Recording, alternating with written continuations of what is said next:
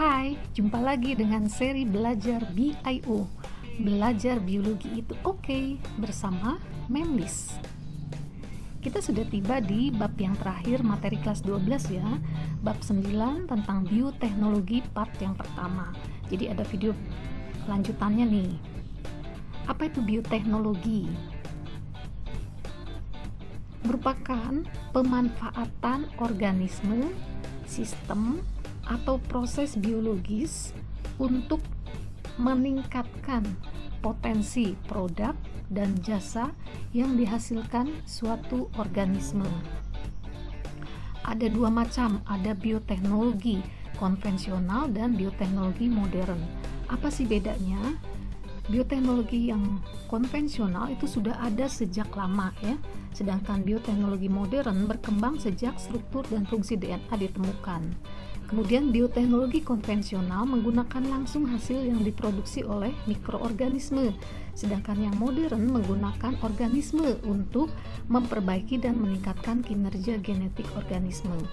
Yang konvensional tentu menggunakan peralatan dan metode sederhana, hasilnya pun terbatas dan kualitasnya belum terjamin. Sedangkan contoh untuk yang konvensional misalnya tempe, tape, roti, tuak, keju, nata de coco. Sedangkan contoh bioteknologi modern misalnya kultur jaringan, organisme transgenik, cloning, dan insulin.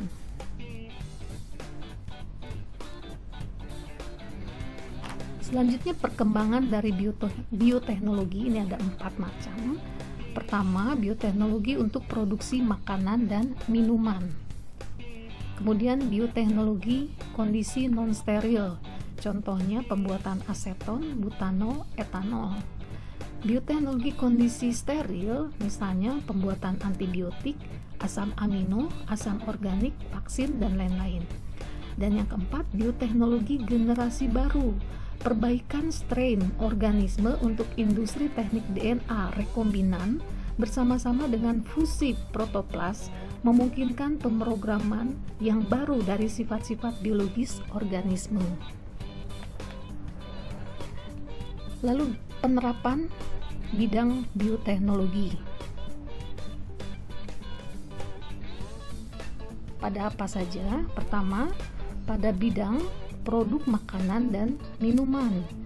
Contohnya, untuk membuat keju mozzarella dibutuhkan mikroorganisme Streptococcus, lalu Lactobacillus bulgaricus untuk membuat yogurt, Saccharomyces cerevisiae untuk membuat roti, Neurospora cytophila untuk membuat oncom, Aspergillus wenti untuk membuat kecap, Aspergillus oryzae untuk membuat tauco, Acetobacter psilynum membuat nata de coco.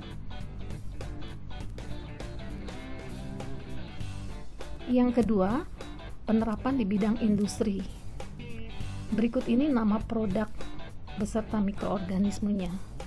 Misal, Corynebacterium glutamicum, ini untuk membuat asam amino, juga penyedap rasa. Kemudian Pseudomonas denitrificans untuk pembuatan vitamin B12 sebagai suplemen kesehatan. Penerapan di bidang kedokteran. Ini untuk membuat antibiotik ya. Penicillium notatum untuk membuat penisilin, Streptococcus Streptomyces griseus untuk membuat streptomycin, Streptomyces aerophaciens untuk membuat tetrasiklin. Sedangkan pembuatan vaksin macam-macam ya, BCG, Kotipa, DPT, polio, rabies, dan lain sebagainya, sampai vaksin yang terbaru ditemukan untuk vaksin COVID-19 yaitu Coronavac dan Sinovac dan lain-lain.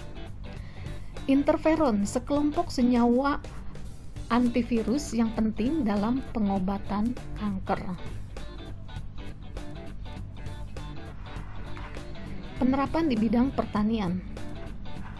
Ditemukannya Bacillus thuringiensis ini sebagai bioinsektisida. Kemudian bakulovirus untuk memberantas hama, Pseudomonas syringae untuk melawan pembentukan es selama musim dingin. Kemudian bagaimana di bidang pengolahan limbah? Penerapannya itu Pseudomonas untuk mengurai limbah. kemudian Bacillus stereomobilus, ini untuk mengurai cyanida, Clostridium buthyrum mengurai polisakarida, kemudian Cladosporium resinae menghancurkan limbah plastik. Penerapan di bidang peternakan, yaitu ditemukannya BGH atau Bovine Growth Hormone. Ini merangsang pertumbuhan ternak untuk meningkatkan produksi daging dan susunya. Kemudian Epidermal Growth Factor, ini mempercepat pertumbuhan rambut domba penghasil wool. Kemudian di bidang pertambangan, ditemukannya Thiobacillus ferrooxidan, ini bisa digunakan untuk pemisahan logam dari biji. Dan dua lagi, bidang rekayasa genetika dan penerapan di bidang kultur jaringan. Ini akan dibahas di video berikutnya. Jadi jangan ketinggalan ya, tetap berada di channel ini. Sampai jumpa. Terima kasih. Salam dan bahagia.